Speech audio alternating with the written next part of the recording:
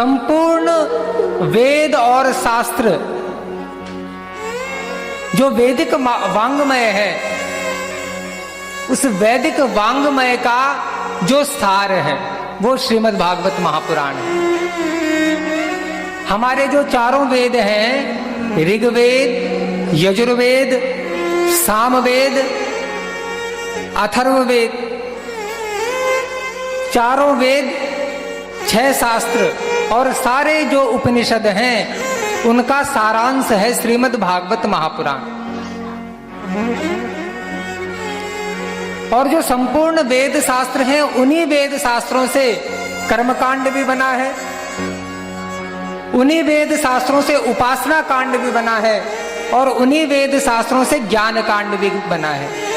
अब इसको क्या कहा जाता है? श्रीमद् भागवत महापुराण ज्ञान यज्ञ। ये ज्ञान यज्ञ है। तो कर्मकांड क्या है भाई? प्रातः काल में आप लोगों ने अपने घर में जो वेदियां बनाई, जो भगवान का स्थापन आदि बनाया, स्थापन आदि जो आपने बनाया, वह स्थापन आदि बनाना जो विधि विभाग है उसके अंतर्गत आता है। और विधि विभाग का मतलब हो गया कर्मकांड। अब उसके बाद जो पंडित जी ब्राह्मणों के द्वारा जो वैदिक मंत्रों का पाठ हुआ, जो पंचोपचार से उपासना पूजा आदि हुई, वह आता है उपासना कांड के अंतर्गत। और अब जो आप ये 3 घंटे की 3 बजे से लेकर के 6 बजे तक भगवान की दिव्य कथाओं का जो श्रवण करेंगे, ये आता है ज्ञान कांड के अंतर्गत। मैंने कहने का अभिप्राय आपसे यह है कि श्रीमद् भागवत महापुराण कर्मकांड भी है, श्रीमद् भागवत महापुराण उपासना कांड भी है और श्रीमद् भागवत महापुराण ज्ञान कांड भी है। अब जब आप भागवत की तरफ दृष्टि डालेंगे, कल से आप श्रीमद् भागवत की प्रथम स्कंद से कथाएं सुनेंगे। तो प्रथम स्कंद से लेकर के 9वें स्कंद तक कर्म विभाग है। अनेकों राजा हुए, उन राजाओं के द्वारा अनेकों कर्म किए गए। 9वें स्कंद में तो ईशानु कथा आती है, बड़े बड़े प्रतापी राजाओं की कथा आती है। ये कर्म विभाग है।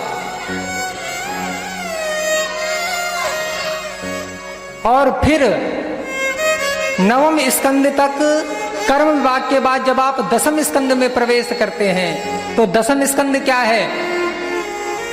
ये भगवान का उपासना विभाग है। 10वें स्कंद में फिर भगवान का प्राकट्य हो जाता है।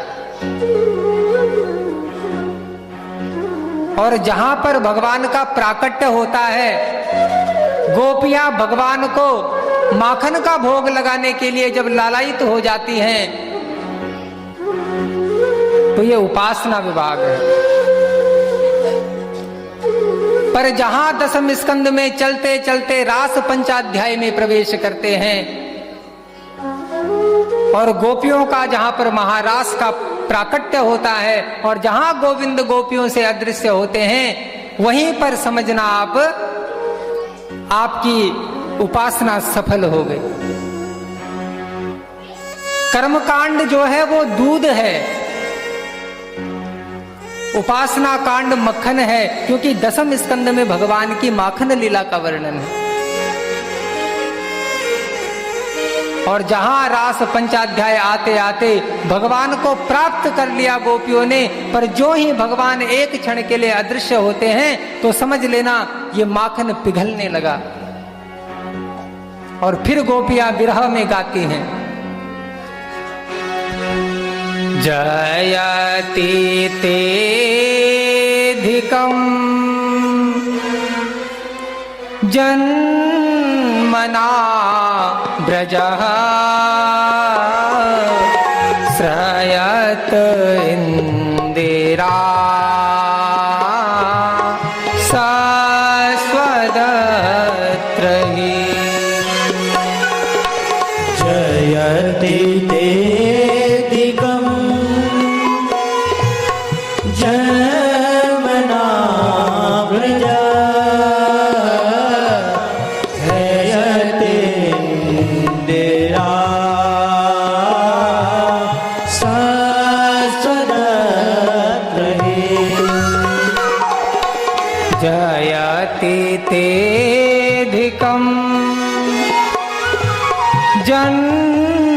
यमुना व्रजः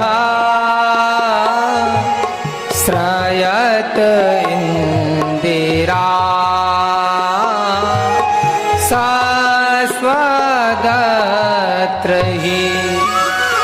जहां गोपियां भगवान को पाने के लिए जब इतनी लालायित हो जाएं कि भगवान के बिना एक पल भी न रह सकें, तो समझना अब हमारे उपासना रूपी कर्म रूपी जो दूध है वो माखन बन गया और माखन पिघलने लगा। और फिर एकादश स्कंद में भगवान की ज्ञान चर्चा आती है